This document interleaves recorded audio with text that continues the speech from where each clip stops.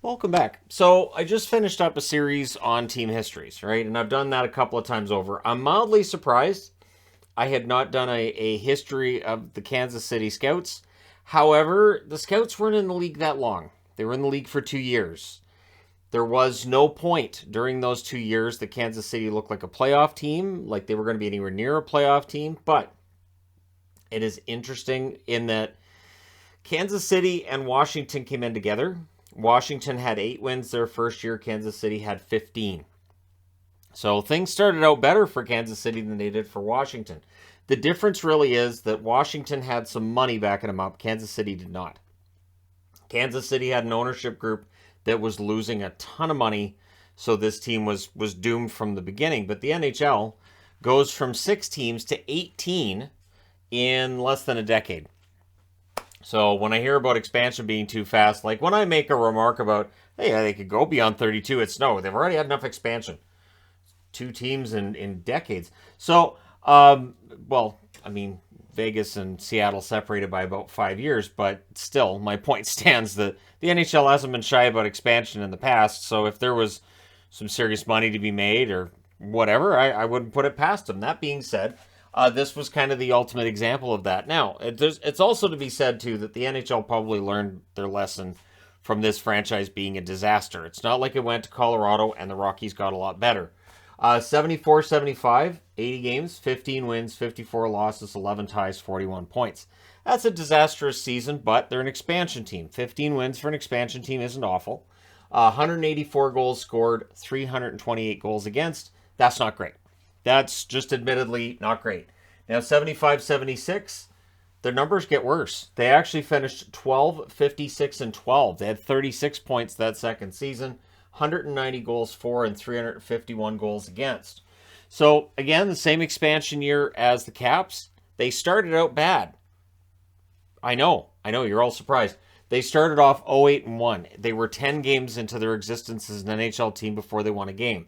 Now, this isn't Toronto, it's not Montreal, it's not Vancouver, it's not a hockey-built market, right? Kansas City, you're trying to build up some excitement. An 0-8-1 start doesn't help. They had two-game winning streaks. According to my count, two-game winning streaks, and that would appear to be the longest winning streak this team had in their 2 years there, because they had two-game winning streaks twice in 75-76 as well, including near the start of the season. So that year that they were 12, 56, and 12, the most tragic part is they had a 3-2-1 start. Yeah, so out of the first couple of weeks, if I was doing a power rankings, they would have had a decent standing. And it might have been a conversation of, well, maybe they'll figure this out. Maybe Kansas City in their second year is going to be a heck of a lot better than they were their first year. That was not to be the case. 14 straight losses that season from December 30th through till January 29th. And some of them by the ugly amounts. So I wanted to get into how ugly this got. This is a team that got shut out 13 times during their expansion year. So they had 54 losses, 13 of them by a shutout. When that first goal was scored against Kansas City, if you said, well, this game's over, and you either got up and left your seat and went home or you turned off the game, you had a good chance of being right. You had a good chance that if they allowed the first goal, yeah, the game's probably done. But even if you sat down before the game started and you got up just after the drop of the puck and you're like, well, Kansas City's going to lose, you would have been right 110 out of 160 times in their history. So people would have told you you're kind of dumb for buying tickets if you did it every time, especially if you're traveling with them on the road to do it. But hey, if you're willing to go that far for a bit, I will respect you for it. So 14 straight losses, just underscoring how rough things are. They get shut out 13 times in 74-75. They allowed 8 or more goals 4 times that year. Simon Nollet is their leading scorer. Now, I say Nollet because Quebec born, so could have been Nollet, sure. 72 games, 26 goals, 32 assists, 58 points. 75-76, they're only shut out 5 times, which compared to 13 is a heck of a lot better, but they allowed 8 or more goals 8 times. So, yeah, they were more likely to score. They were also more likely to allow entirely too many goals. They allowed 10 goals or more on a few occasions as well. Guy Chiron ends up being their leading scorer that second year. 78 games, 27 goals, 44 assists, 71 points. And Kansas City made a trade to pick up Sharon, and it was a good trade for them, but there weren't enough good trades. And their drafting record wasn't very good either. This was not working. Just think about it. 2 years, and the NHL pulls the plug. Says this will not work. They were winless in their final 27 games that year. So that's a way to go out, isn't it? I mean, 75-76 the last year they're going to be in Kansas City, and they don't win a game in their last 27 games. So, I mean, until that 27-game winless streak, they had a chance to beat that 15-win record from the first year. And then they didn't. They had 2 20-goal scorers in both seasons in Kansas City. So goal scoring was a problem. Keeping the puck out of their net was a problem. And getting fans to actually come in and watch what they were providing was a problem. First year, 7,356 fans per game. Second year, 7,892 fans per game. The problem being the building holds 17,000 people. It was out of Kemper Arena, 17,000 seat arena, and so it's less than half full. And you have to think a lot of those tickets are probably going to be the cheaper end tickets, right? So the NHL, a gate-driven league in the 70s, the same as it is now. Not anywhere near as much now as it was then. Back then, I would think almost all of the revenues are from the gate. So, yeah, Kansas City's not getting it. So the owners are losing a lot of money. This is a team that's going nowhere fast.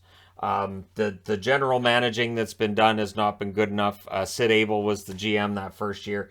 And they've gone through 3 different coaches in those 2 years. And there really isn't an answer for this.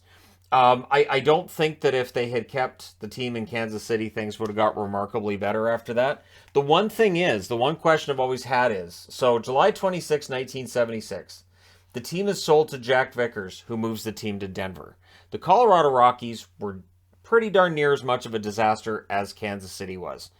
Not quite as bad, but because Kansas City set the bar that low, but they didn't last in Denver either. They lasted longer than they did in Kansas City.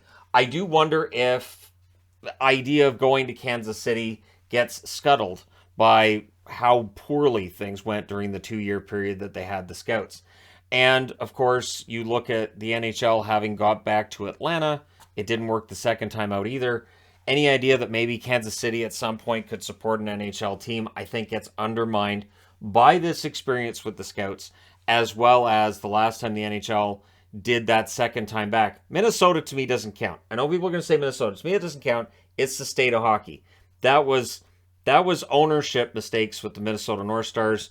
I will not say that was a bad market. And with Atlanta, there were ownership problems too the second time. The first time, when the Atlanta Flames left town, attendance was absolutely a problem for the Atlanta Flames. The Atlanta Thrashers didn't have a building and moved to Winnipeg.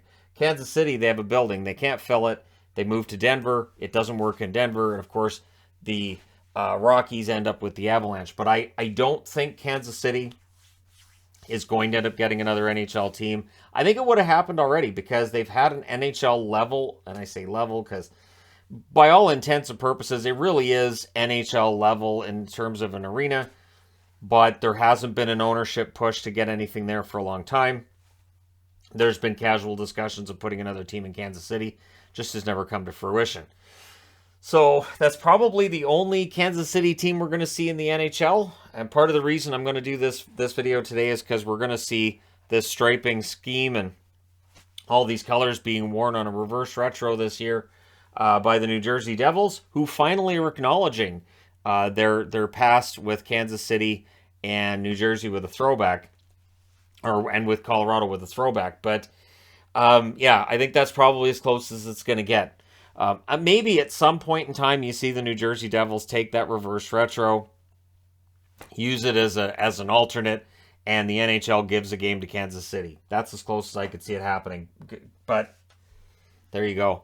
It is a sad story. It is a team that was dead out of the gate, and then there really wasn't much to cheer about that second year either. It got worse the second year. So it was a short history, and we're done. Let me know your thoughts in the comment section below as always. And the question really is this: could a team work in Kansas City? There are places where I think the NHL could work. I think it could work in Kansas City. But much like Cleveland, much like other cities that get mentioned, I don't know the NHL would want to go back. Let me know your thoughts. Hit like and subscribe. If you're browsing your way through, you just happened upon this video. Thank you guys so much for watching, for all your support. I will talk to you again soon.